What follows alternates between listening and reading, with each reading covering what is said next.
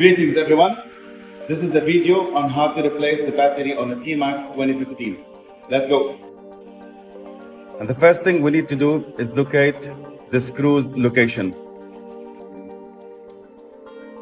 We turn the handlebar to the left and we'll find this screw, and then we turn it to the right and we'll find this screw.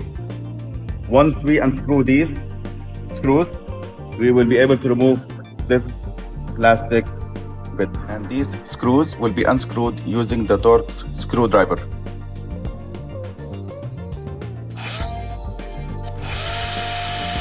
And this way, after removing the screws, we'll be able to remove this plastic cover.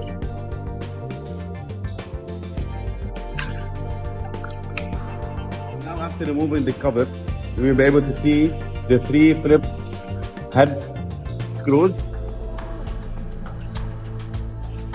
which will be required to be removed.